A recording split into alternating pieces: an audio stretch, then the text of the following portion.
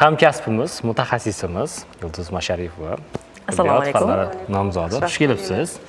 Va bugun aynan kuz fasliga monand tarzda anor mevasi haqida suhbatlashamiz. Adashmasam, chunki studiyamizga ko'tarib kirib keldingiz. Chiroyli anorlarni ko'ryapmiz. iste'mol qilgimiz kelib qoldi ertalabdan. Endi shu savolni bermoqchiman. O'zi aslida anorni qaysi paytda iste'mol qilgan ma'qulroq? Keyin foydali jihatlarga o'tamiz.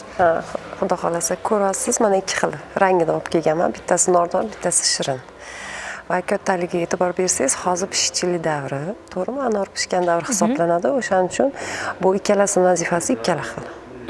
Endi pishchilik davrida hamma mevalarni vaqtida iste'mol qilish kerak va shart. Chunki har bir vitaminlari, fermentlari, kerakli moddalari pishib yetilgan vaqt hisoblanadi. O'shaning uchun. Endi foydali jihatlariga kelsak, mana bilasiz, kasalliklarimizni ko'plari meva iste'mol qilishman qilamiz. Ayniqsa mana endokrin kasalliklarimizdan qandli diabet kasalligi bilasiz, birinchi tur va ikkinchi tur. Ularga mana sevinib, quvonib iste'mol qilishingiz mumkin deya olaman-da. O'shaning uchun faxrlanib aytaman bularga. Hattoki mana nokni ham pishgan davr hisoblanadi, ikkalasini iste'mol qilishimiz mumkin.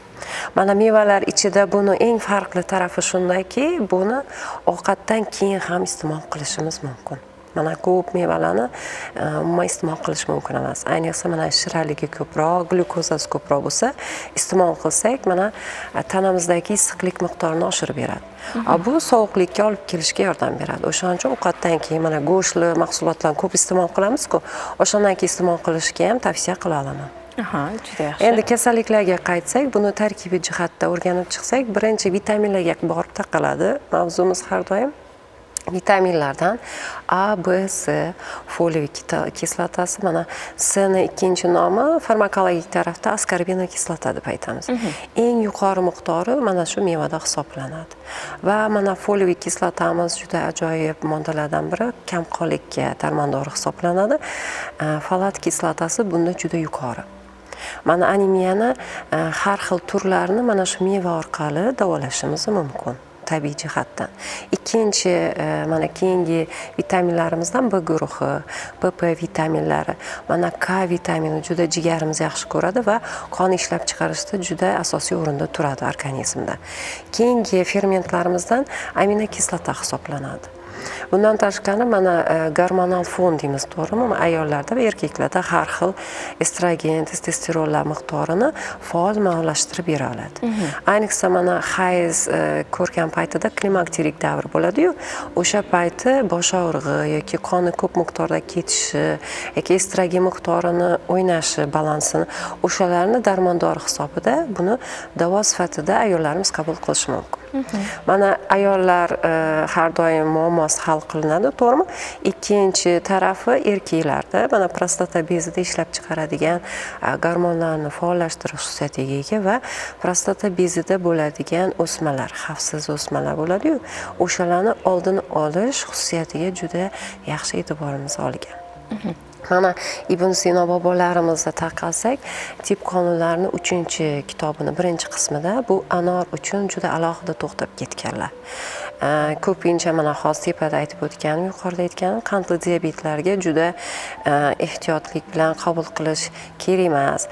Maza qilib iste'mol qilsinlar deb ketgan joyi bor-da. Chunki mana bular insulin qabul qiladi, bilasizlar. O'sha insulinni o'rnini ham bosa oladi deb ta'kidlaganlar. Mana ajoyib, ha. Buni endi iste'mol qilishni qandli diabetda ovqatdan oldin 60 tomchidan iste'mol qilinsin degan joyi bor. Suvga, xolasa suvga aralashtirib, bo'lmasa o'zini iste'mol qilishi mumkin. Demak, oldin faqat. Ovqatdan keyin emas. Yo'q, mana shu tavsiyani ham vaqtida berib ketganman. Chunki mana insulin bilasiz, ovqatdan keyin qabul qilinadi, buni ovqatdan oldin qabul qilinsin degan joyi bor. Endi bu tavsiyamni mana ko'p bemorlarimiz teskari ham tushunishi mumkin. Albatta shifokori nazorati ostida, maslahatlashgan holatda, o'zini mustaqil nima deydi, nojo'ya ta'sirlarni baribir o'rganib chiqilgan holatda.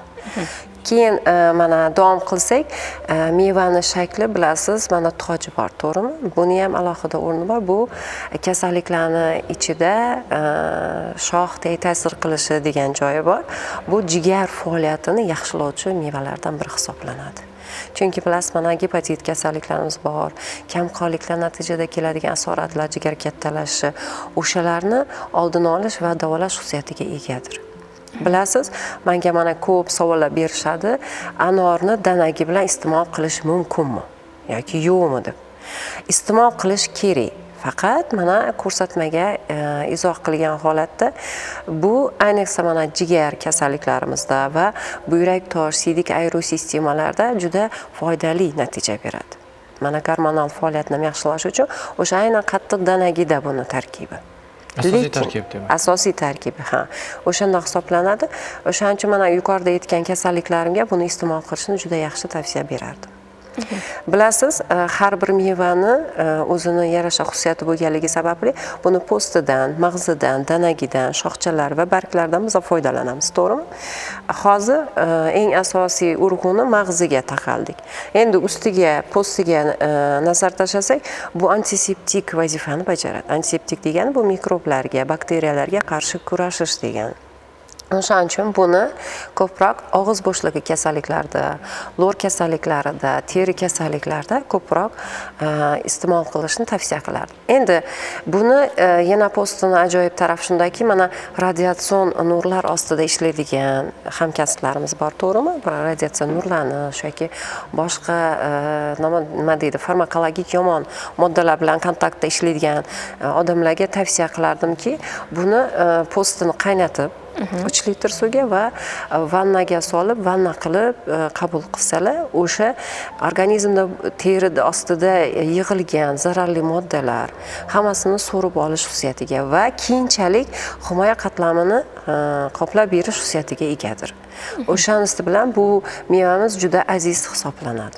Endi bu mevalarni foydali tarafini aytganimdan keyin qarshi ko'rsatmalari ham bor. Misol uchun mana oshqozon ichak-yara kasalliklarimiz, keyin oshqozon osti bezi, o'tkir kasalliklarida va 2 yoshgacha bo'lgan bolalarimizga iste'mol qilishni man qilaman. Chunki xavfsizlik va mana bavasil kasalligi deymiz, tibbiyotda gemoroy kasalligi deymiz. O'shanda ham qarshi ko'rsatma hisoblanadi. Chunki buni tarkibidagi antioksidantlar, har xil moddalar qon tomirini kengaytirish xususiyatiga egadir. O'shaning uchun qon tomir kengaygandan keyin qon ketish alomati kuchayib ketadi. Ya'ni qon suyultirish xususiyatiga ham egadir.